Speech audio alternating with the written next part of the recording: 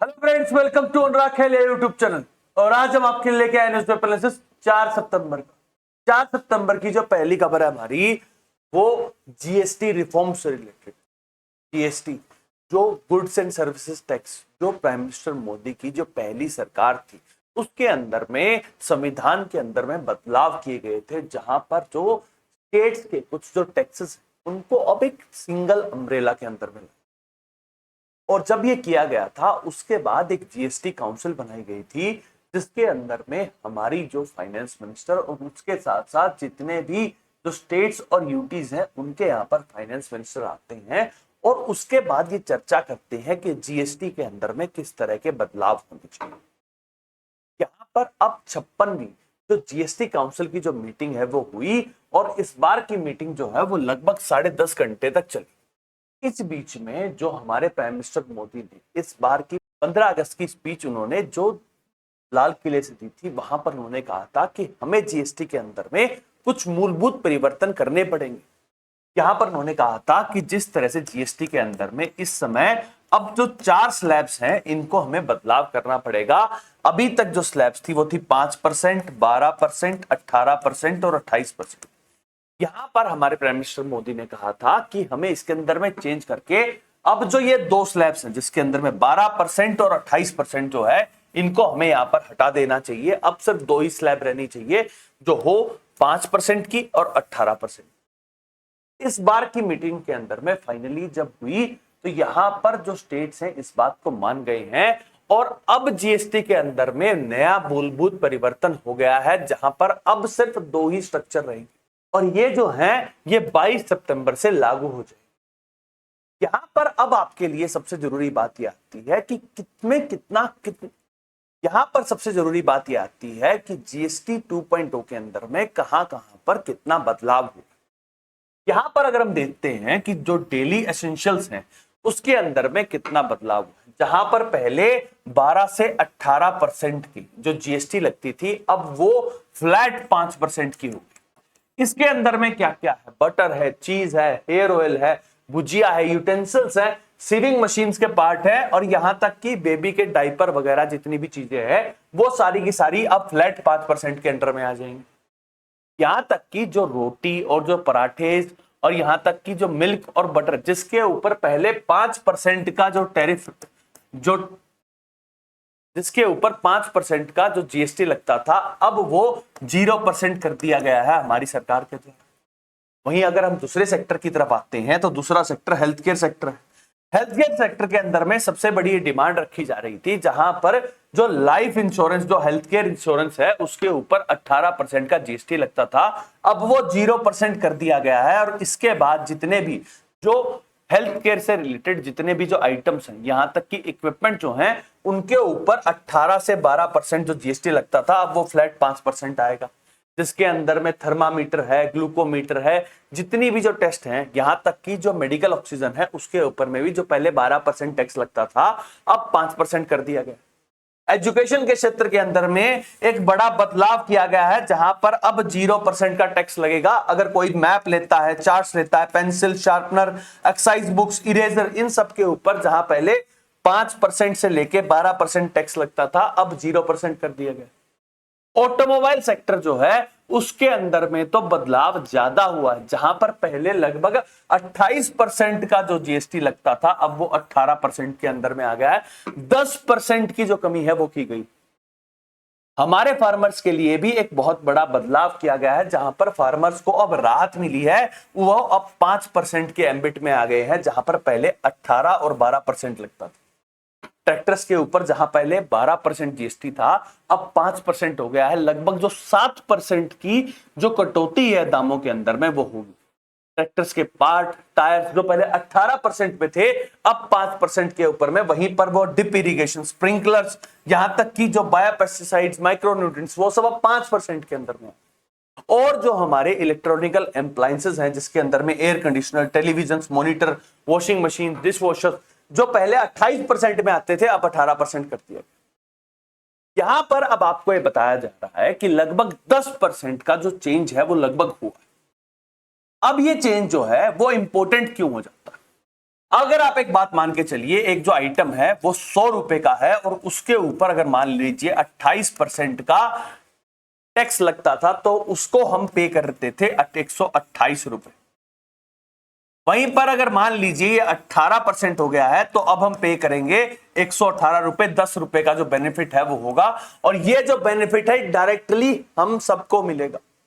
अगर हम जाकर अब कोई भी ऐसा आइटम परचेज करते हैं जिसके अंदर में जीएसटी में बदलाव हुआ, यहां तक कि कई सारे ऐसे आइटम हैं जिनके अंदर में पहले 12% लगता था, अब 0 है, तो यानी कि लगभग 12% का जो फायदा है वो डायरेक्टली मिलेगा। और यहां पर एक और बात आती है कि जीएसटी के अंदर में ये जो रिफॉर्म करने हैं ये जरूरी क्यों हो जाते हैं।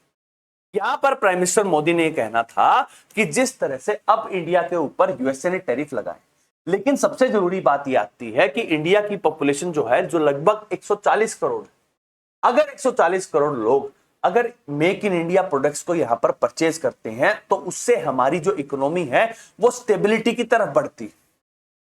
टैक्स जरूरी है, टैक्स हमारे सेंट्रल गवर्नमेंट में और स्टेट गवर्नमेंट में जरूरी है, तभी तो वो जो टैक्स से आने वाली जो मनी है वो हमारे पास आती, वो डेवलपमेंट के काम के थ्रू आती। लेकिन यहां पर अब टैक्स के अंदर में बदलाव इसीलिए किए गए हैं ताकि जो डायरेक्ट बेनिफिशियरी हैं, यानी कि जो कस्टमर्स हैं, उनको अब कम पेमेंट करनी पड़ेगी और कंजम्पशन जो है वो बढ़ जाएगी। ये इस बार का जो दिवाली गिफ्ट है होने वाला है, और ये हमारे प्राइम मिनिस्टर मोदी ने 15 अगस्त को कही थी। यहां पर अब एक और डेवलपमेंट हुई है, जहां पर पहले सिर्फ 4 स्लैब्स थी, अब एक 40% की जो स्लैब्स है उसको भी यहां पर डाल दिया गया। 40% की जो स्लैब है वो यॉट्स, हेलीकॉप्टर्स और जो टबैको है उसको यहां पर रखा गया है। यहां पर हमारी फाइनेंस मिनिस्टर निर्मला सीतारमण जी ने कहा कि जो कंपनसेशन लोन्स हैं वो जब तक पेड नहीं हो जाते हैं, जो टबैको के ऊपर जो सेस है वो यहां पर लगा रहेगा। अब सबसे जरूरी बात यह आती है कि जो सिन गुड्स हैं, जो हार्मफुल है, उनके ऊपर जो टैक्स है उनको बढ़ाया गया है, और ओवरऑल जो जीएसटी है उसके अंदर में मूलभूत परिवर्तन किए हैं हमारी सरकार। अब 22 तारीख से जो चेंजेस हैं वो इंप्लीमेंट हो जाएंगे, और उसके बाद अब देखना ये होगा कि जो ये बदलाव किए गए हैं इसका इंप्लीकेशन किस तरह से होगा हमारी इकोनॉमी के ऊपर। अब हम चलते हैं नेक्स्ट न्यूज की तरफ। जो नेक्स्ट न्यूज है हमारी, वो हमारी विदेश नीति से रिलेटेड। हमारे विदेश मंत्री एस जयशंकर जी जो है वो जर्मनी गए। जर्मनी जो यूरोपियन यूनियन की सबसे बड़ी ग्लोबल पावर है। अगर हम आंकड़ों की बात करें तो जो यूरोपियन यूनियन की जिसकी जीडीपी सबसे ज्यादा है वो जर्मनी कंट्री है, और यहां पर हमारे विदेश मंत्री एस जयशंकर जी गए और अपने काउंटर पार्ट विदेश मंत्री से मुलाकात की। यहां पर इंडिया और जर्मनी के बीच में जो बातचीत है वो इंपॉर्टेंट इसलिए हो जाती है क्योंकि यूरोपियन यूनियन जो है वो इंडिया के साथ एक फ्री ट्रेड एग्रीमेंट के ऊपर बातचीत कर रही है। इंडिया की जो 140 करोड़ लोगों की जो पॉपुलेशन है और जो मार्केट है उसको यहां पर एक्सेस करने के लिए सारा का सारा विश्व चाहता है कि इंडिया के साथ यहां पर एक ट्रेड डील की जाए। यूके, ऑस्ट्रेलिया ये सबके सब कर चुके हैं। यूएसए और ईयू यहां पर चाहते हैं कि इंडिया के साथ एक ट्रेड डील हो सके। यहां पर जर्मनी के विदेश मंत्री ने इसी तरह बात की, और जहां पर उन्होंने कहा कि वो चाहते हैं कि ईयू के साथ एक ट्रेड डील हो जाए। यहां पर उन्होंने कहा कि जिस तरह से यूएसए ने इंडिया के ऊपर जो रेसिप्रोकल टैरिफ और सैंक्शंस लगाए हैं ये गलत है। लेकिन यहां पर उन्होंने कहा कि हम यहां पर जो नायरा एनर्जी के ऊपर जो हमने सैंक्शंस लगाए हैं हम उनके पूरी तरह से समर्थन करते हैं। बात क्या है कि जो नायरा एनर्जी है जो इंडिया की कंपनी है, इसके अंदर में जो 49% जो स्टेक है वो रशियन कंपनी का है। यहां पर उन्होंने कहा कि जिस तरह से रशिया ने यहां पर रशिया यूक्रेन कॉन्फ्लिक्ट कर रखा है, हम यहां पर रशियन गुड्स की और रशियन कंपनी जो हैं उनके ऊपर यहां पर सैंक्शंस लगाते रहे। लेकिन ओवरऑल यहां पर सबसे इंपॉर्टेंट बात ये थी कि पूरे यूरोपियन यूनियन जो है वो चाहती है कि इंडिया के साथ एक फ्री ट्रेड एग्रीमेंट हो, और फ्री ट्रेड एग्रीमेंट के अंदर में जो टैक्सेस है वहां पर एक मूलभूत परिवर्तन किया जाए। जिस तरह से हमने जीएसटी के अंदर में परिवर्तन किए हैं, ईयू चाहता है कि जो उनके गुड्स यहां पर आएंगे उनके ऊपर जो टैरिफ है वो कम लगे, और जो इंडियन गुड्स वहां पर जाते हैं इंडिया चाहता है कि उनके ऊपर भी टैरिफ कम लगे। ओवरऑल जो सबसे जरूरी बात यह आती है कि हम हमारे एग्रीकल्चर सेक्टर को कभी भी ओपन नहीं करेंगे, और यूएसए के साथ जो हमारा जो फ्री ट्रेड एग्रीमेंट है वो एग्रीकल्चर सेक्टर के ऊपर ही यहां पर रुक गया है। और जो टैरिफ लगे हैं, जो 25% के टैरिफ और एडिशनल 25% के टैरिफ यूएसए ने हमारे पर लगाए हैं, यहां पर सबसे जरूरी बात यह है कि एग्रीकल्चर सेक्टर, डेयरी सेक्टर को और हमारे जो फार्मर्स है उनको हम यहां पर प्रोटेक्ट करना चाहते हैं। ओवरऑल जो इंडिया है वो यहां पर एक स्टांस रख चुका है, जहां पर उन्होंने कहा है कि रशिया यूक्रेन का जो कॉन्फ्लिक्ट है, अगर उसका रिजोल्यूशन चाहिए तो वो टॉक से ही होगा। और यहां पर जिस तरह से जो सैंक्शंस लगा रहे हैं ईयू और यूएसए रशिया के ऊपर में, ये गलत है। यहां पर हमारे विदेश मंत्री ने यह भी बात कही कि एक तरफ आप हमारी नायरा के ऊपर में सैंक्शंस लगा रहे हैं, आप खुद भी तो रशियन ऑयल को परचेज करते हैं, आप अपने ऊपर सैंक्शंस क्यों नहीं लगा रहे। यहां पर जो दोगलापन है यूरोपियन यूनियन का, वो भी उजागर किया हमारे विदेश मंत्री एस जयशंकर जी ने। ओवरऑल ये देखना होगा कि क्या फ्री ट्रेड एग्रीमेंट जो है वो ईयू के साथ हमारा होगा। हम चलते हैं नेक्स्ट न्यूज की तरफ। जो नेक्स्ट न्यूज है वो एक इंपॉर्टेंट न्यूज से रिलेटेड है, जहां पर हमारे प्राइम मिनिस्टर मोदी जो हैं वो 13 सितंबर को वो मणिपुर जाने वाले हैं। यहां पर सबसे जरूरी बात यह आती है कि मई 2023 में जब से मणिपुर के अंदर में कुकी और मैतेई ग्रुप के बीच में जो कॉन्फ्लिक्ट शुरू हुआ था, उसके बाद से प्राइम मिनिस्टर मोदी की ये पहली यात्रा होने वाली। यहां पर ऑपोजिशन पार्टीज ये कह रही हैं कि मणिपुर की याद जो है वो हमारे प्राइम मिनिस्टर को लगभग 2.25 साल के बाद आई है, और यहां पर जब हमारे प्राइम मिनिस्टर मोदी जाएंगे तो क्या सौगात लेके आएंगे मणिपुर के लिए। यहां पर सबसे जरूरी जो है वो एसओओ का है। यहां पर सस्पेंशन ऑफ ऑपरेशंस जो हैं, जो कुकी ग्रुप्स हैं, लगभग 14 ऐसे कुकी ग्रुप्स हैं वो जो यहां पर कैंप्स बना चुके हैं, और जो एसओएस जो सप्रेशन ऑफ ऑपरेशन जो है वो जो एग्रीमेंट है वो फरवरी के अंदर में लैप्स कर चुका है। अब यहां पर देखना होगा कि जब प्राइम मिनिस्टर मोदी जाएंगे तो क्या यहां पर जो एसओओ है वो फाइनली साइन होगा, और अगर वो साइन होता है तो क्या मणिपुर के अंदर में जो नॉर्मलसी है वो वापस आएगी और कुकी और मैतेई ग्रुप जो है वो एक साथ मिलकर काम कर सकेंगे। जो भी डेवलपमेंट होगी इससे रिलेटेड वो हम आपके लिए आएंगे। अब हम चलते हैं नेक्स्ट न्यूज की तरफ। जो नेक्स्ट न्यूज है हमारी वो मॉनसून से रिलेटेड है, और मॉनसून का जो असर है वो पूरे नॉर्थ इंडिया के ऊपर में देखा जा सकता है, जहां पर पंजाब के अंदर में अब प्राकृतिक आपदा घोषित कर दी गई, क्योंकि पंजाब के जो 23 के 23 डिस्ट्रिक्ट है वहां पर बाढ़ आ चुकी है। और यहां पर अब पंजाब जो है वो सीख कर रहा है कि जो सेंटर है यहां पर मदद करे, क्योंकि जितनी भी जो फसल है पंजाब की वो पूरी तरह से तबाह हो चुकी है।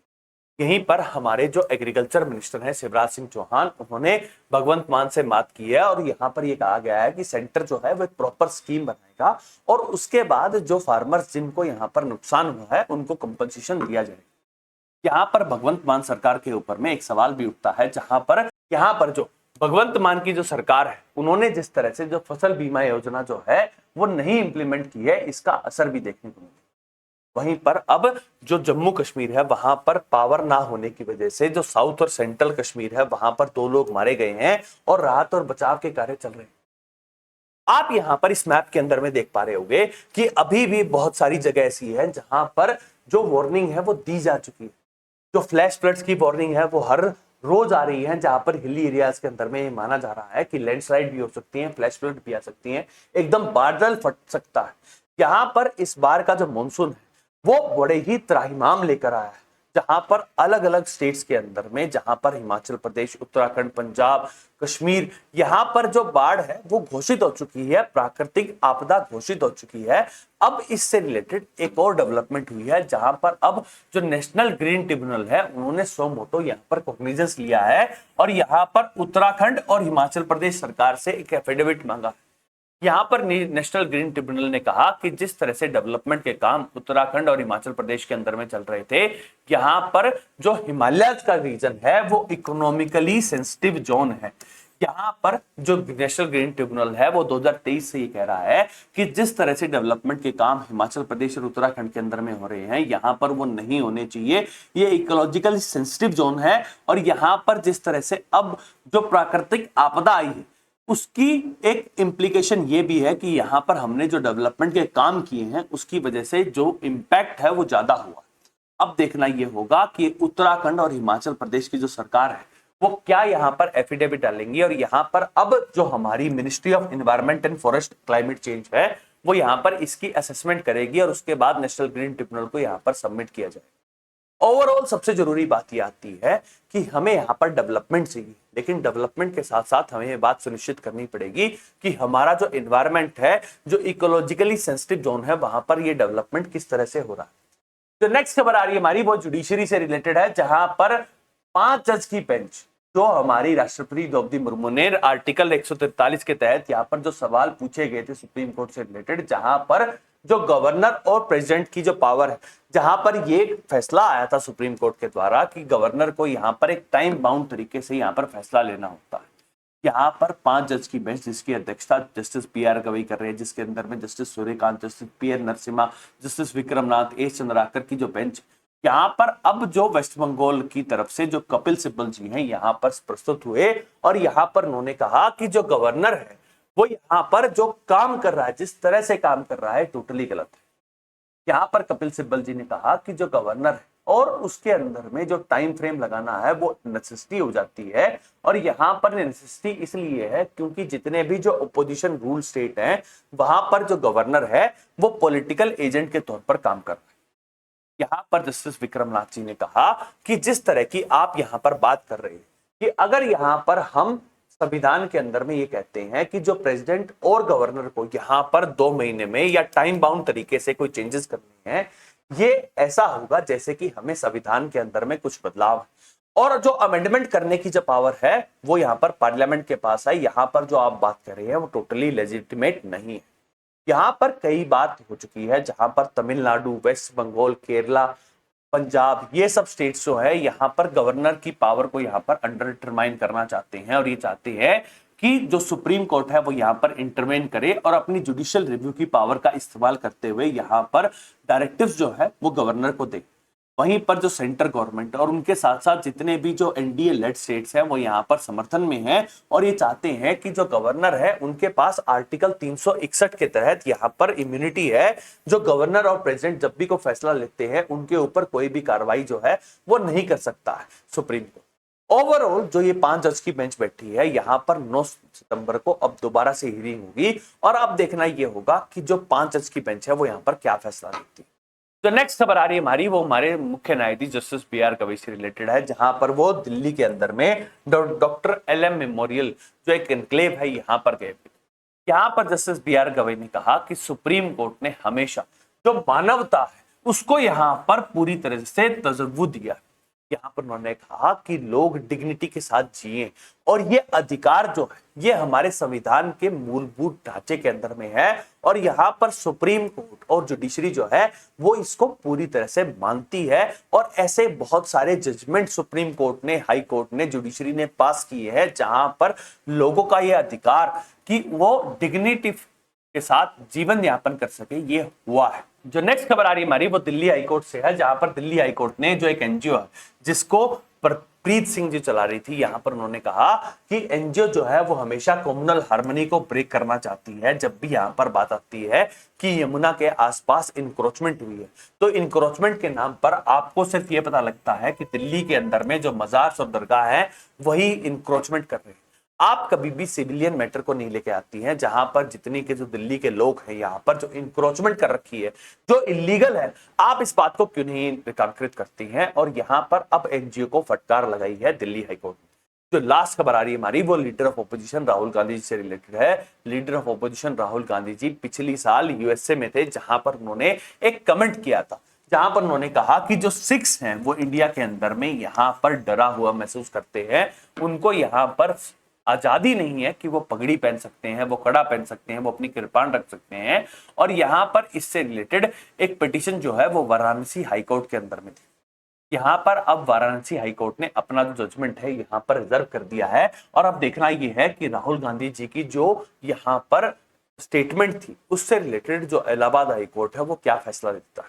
अब हम चलते हैं नेक्स्ट न्यूज की तरफ। जो नेक्स्ट खबर आ रही है वो महाराष्ट्र से। महाराष्ट्र के अंदर में मराठा रिजर्वेशन के लिए अनशन चल रहा था, और वो कल खत्म हो गया था। और उसके बाद देवेंद्र फडणवीस की जो सरकार है यहाँ पर कैबिनेट की मीटिंग कर रही थी, जहां पर एक रिजोल्यूशन जो है वो पास होने वाला था, जहां पर मराठास को जो ओबीसी का रिजर्वेशन है वो किस तरह से हो सकता है।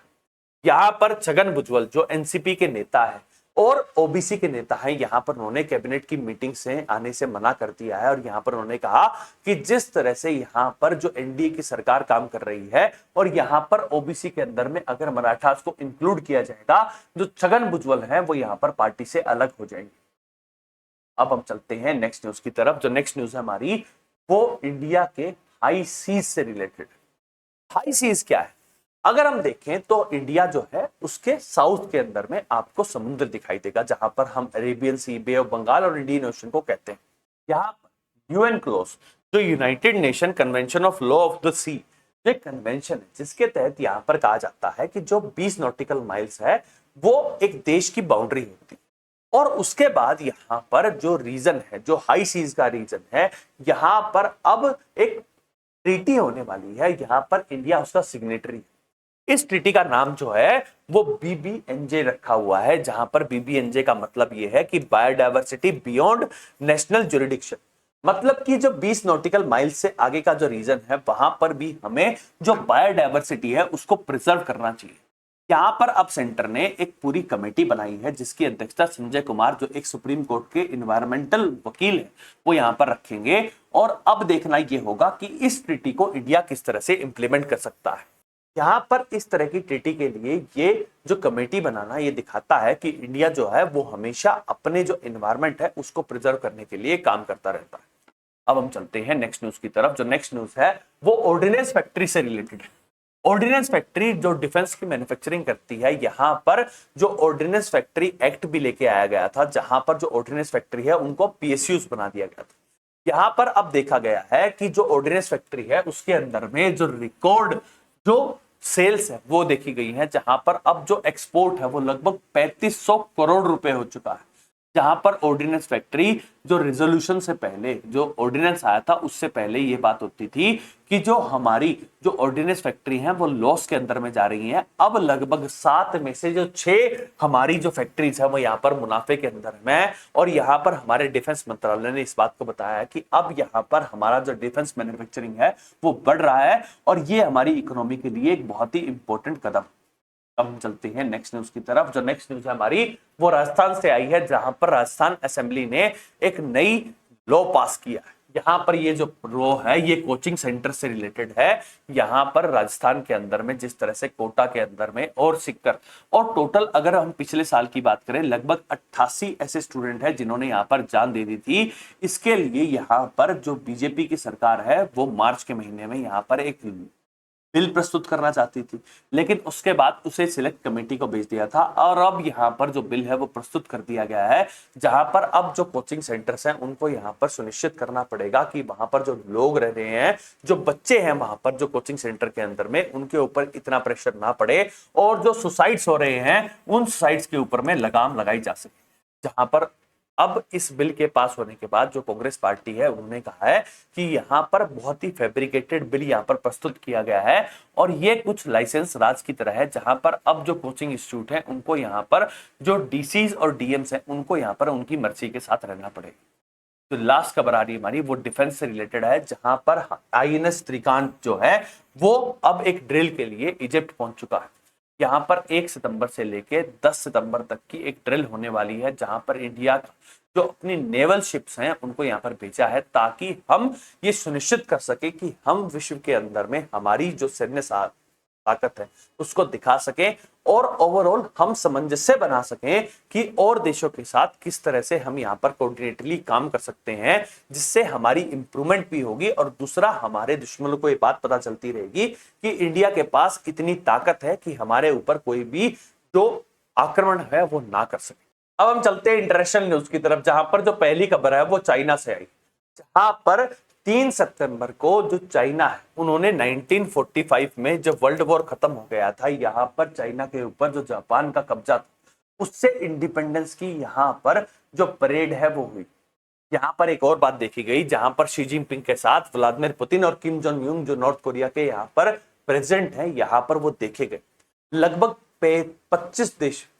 25 देशों के जो राजनेता हैं वो यहाँ पर प्रस्तुत थे और यहाँ पर चाइना ने अपनी जो सैन्य ताकत है वो पूरे विश्व को दिखाई, जहां पर उन्होंने फायर पावर वर्ल्ड को यहाँ पर ये दिखाई है कि हम यहाँ पर पीस चाहते हैं लेकिन हम वॉर के लिए भी तैयार हैं। यहाँ पर इंटरकॉन्टिनेंटल बैलिस्टिक मिसाइल्स का भी दिखाया गया, जहां पर अब पूरे विश्व को ये बात चाइना ने बता दी है कि हमारे पास इंटरकॉन्टिनेंटल बैलिस्टिक मिसाइल्स है और जो न्यूक्लियर पावर के साथ है कि पूरे विश्व के अंदर में हम कहीं पर भी अटैक कर सकते हैं। ये हमारी सैन्य सम्मता हो चुकी है। और अब यहां पर जिस तरह से व्लादिमीर पुतिन, शी जिनपिंग और किम जोंग यून एक साथ में थे, तो यहां पर अब यूएसए को भी एक पूरी तरह से चेतावनी दी गई है कि आप हमारे खिलाफ अगर कोई एक्टिविटी करेंगे तो अब यूएसए जो है वो यहां पर सुरक्षित नहीं।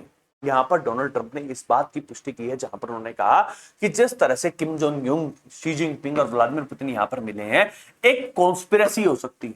और ये कॉन्स्पिरेसी किस तरफ जाएगी, और यहां पर डोनाल्ड ट्रंप ने ये कहा है कि ये कॉन्स्पिरेसी जो है वो यूएसए के खिलाफ होने वाली है। और यहां पर उन्होंने यूएसए के अलाइज से कहा है कि हमें यहां पर कार्रवाई करनी पड़ेगी, ताकि हम जो ये अलायंस बना है, जहां पर नॉर्थ कोरिया, रशिया और चाइना एक साथ आ गए हैं, अगर इस तरह की बात होती है तो उससे एक वर्ल्ड वॉर टाइप सिचुएशन हो सकती है। ओवरऑल आपका क्या मानना है कि जिस तरह से यहां पर चाइना ने अपने सैन्य हथियार दिखाए और जिस तरह से अब नॉर्थ कोरिया और रशिया के साथ यहां पर एक सैन्य गठबंधन की भी बात की है, क्या उससे वर्ल्ड वॉर टाइप सिचुएशन हो सकती है? तो नेक्स्ट खबर आ रही है हमारी, वो इजराइल से रिलेटेड है, जहां पर जो गाजा सिटी है वहां पर अब जो क्राउडेड रीजन है वहां पर इजरायली फोर्सेस पहुंच चुकी है। लगभग 1 मिलियन लोग, लगभग 10 लाख लोगों की जो जान है वो खतरे में है, क्योंकि यहां पर अब गाजा के अंदर में जो छोटा सा रीजन है वहां पर 10 लाख लोग रहते हैं। और यहां पर अब इजरायली फोर्सेस इस क्राउडेड रीजन के अंदर में पहुंच चुकी है। अब देखना यह है कि क्या गाजा के अंदर में कोई फिलिस्तीनी लोग बचेंगे या नहीं बचेंगे। जिस तरह से यहां पर जो कार्रवाई कर रही है, यहां पर इजरायली फोर्सेस की पूरी तरह से कंडेम करना चाहिए और जो एक्टिविटी है इसको रोक देना चाहिए। वहीं पर इजराइल के जो प्राइम मिनिस्टर हैं नेतन्याहू, उन्होंने अब बेल्जियम को यहां पर टारगेट किया और उन्होंने कहा कि जो बेल्जियम लीडर ने जिस तरह से फिलिस्तीन देश को यहां पर मान्यता देने की बात की है, जो बेल्जियम लीडर है वो एक वीक लीडर है। वहीं पर अब डोनाल्ड ट्रंप ने भी एक स्टेटमेंट दी, जहां पर उन्होंने कहा कि हमास जो है, जो हॉस्टेजेस है उनको यहां पर छोड़ देता है तो इजराइल जो है वो गाजा सिटी के अंदर में अपनी जो एक्टिविटीज है उनको रोक देगा। जो नेक्स्ट खबर आ रही है हमारी, वो भी यूएसए से है, जहां पर यूएसए ने जो वेनेजुला से आने वाली जो एक बोट थी उसको यहां पर मार गिराया, जिसके अंदर में 11 लोग थे। यहां पर अब वेनेजुला के जो प्राइम मिनिस्टर, यहां पर वेनेजुला के जो प्रेसिडेंट है मुदुरो, उन्होंने कहा कि जिस तरह से यहां पर हमारी एक बोट के ऊपर में यहां पर हमला किया है, यहां पर यूएसए प्रोवोक कर रहा है वेनेजुला को, और वेनेजुला जो है यहां पर वॉर डिक्लेयर कर सकता है यूएसए के साथ। ओवरऑल जो यूएसए है वो अब चारों तरफ से घिरा हुआ, जहां एक तरफ जो व्लादिमीर पुतिन, शी जिनपिंग और जो किम जोंग यून है वो एक तरफ आ गए हैं, वहीं पर साउथ के अंदर में जो वेनेजुला है उसके ऊपर अब एक्टिविटी शुरू करती है। और यहां पर जो एक्टिविटी के मामले में जो डोनाल्ड ट्रंप सरकार है वो ये कह रही है कि वेनेजुला से यहां पर ड्रग्स आ रहे थे, जिसकी अभी तक कोई भी पुष्टि नहीं हुई है, लेकिन यहां पर जो अटैक है वो हुआ है और इसका इंप्लीकेशन क्या होगा वो देखने की बात है। वहीं पर जो पोलैंड के नए प्राइम मिनिस्टर जो है वो डोनाल्ड ट्रंप से मिलने आए और यहां पर उन्होंने कहा कि वो चाहते हैं कि यूक्रेन के अंदर में जो रशिया यूक्रेन कॉन्फ्लिक्ट चल रहा है वो जल्दी से रिजॉल्व होना चाहिए। यहां पर पोलैंड ने डोनाल्ड ट्रंप से पूरी तरह से मदद मांगी। तो नेक्स्ट खबर आ रही है वो ईरान से है, जहां पर ईरान के अंदर में जो यूरेनियम स्टॉक पाइल है वो बढ़ रहा था। यहां पर आईएईए का मानना है, आईएईए जो यूनाइटेड नेशन की एजेंसी है जो एटॉमिक एनर्जी को यहां पर देखती है, यहां पर उन्होंने कहा कि जब इजराइल ने अटैक किया उससे पहले जो ईरान का जो यूरेनियम स्टॉक पाइल है वो बहुत ज्यादा बढ़ गया था और यहां पर इसीलिए शायद इजराइल ने यहां पर ईरान के ऊपर हमला किया। जो लास्ट खबर आ रही है वो पाकिस्तान से है, जहां पर पाकिस्तान के बलूचिस्तान के अंदर में एक सुसाइड बॉम्बिंग हुई, जहां पर 11 लोग जो हैं वो मारे गए हैं पॉलिटिकल रैली के अंदर। Thank you very much and please subscribe to Anurag Khaili YouTube channel. Thank you.